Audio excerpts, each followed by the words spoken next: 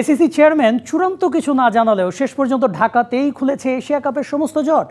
৮ দলের অংশগ্রহণে আগামী ৮ সেপ্টেম্বরে শুরু হতে যাচ্ছে এশিয়া কাপের এবারের আসর। আনুষ্ঠানিক সিদ্ধান্ত না এলেও এমনটাই দাবি ভারতীয় গণমাধ্যমের। টুর্নামেন্টটি আয়োজন করবে সংযুক্ত আরব আমিরাত। টুর্নামেন্টের ফাইনাল হতে পারে ২৮ সেপ্টেম্বর।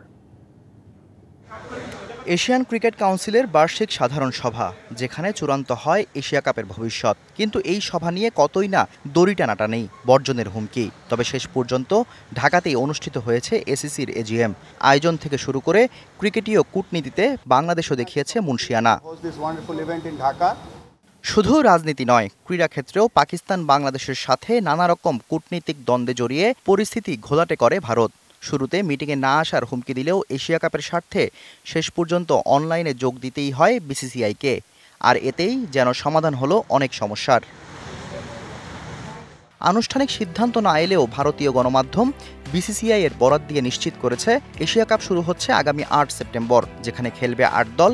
টেস্ট খেলুড়ে দেশের মধ্যে রয়েছে ভারত, শ্রীলঙ্কা, বাংলাদেশ, পাকিস্তান ও আফগানিস্তান। দুবাই ও আবুধাবিতে অনুষ্ঠিত হবে সব ম্যাচ। আসন্ন এশিয়া কাপের হোস্ট ছিল ভারত, তবে পাকিস্তান ভারতের রেষারেষিতে আসর নেওয়া হচ্ছে আরব আমিরাতে। গেল কয়েক আসরেই এশিয়া কাপে দেখা দিয়েছিল নানা জটিলতা, কেননা হোস্ট ভারত কিংবা পাকিস্তান যেই হোক, আপত্তি থাকে দুই দেশেরই। শেষ পর্যন্ত গেল কয়েক আসরে হাইব্রিড মডেলে করতে হয়েছে সমাধান।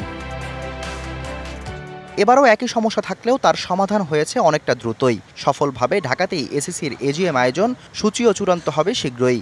ভারত পাকিস্তানের নানাবিধ সমস্যায় বিসিবির ভূমিকা প্রশংসনীয়। Shahriar Hossain, DBC news desk.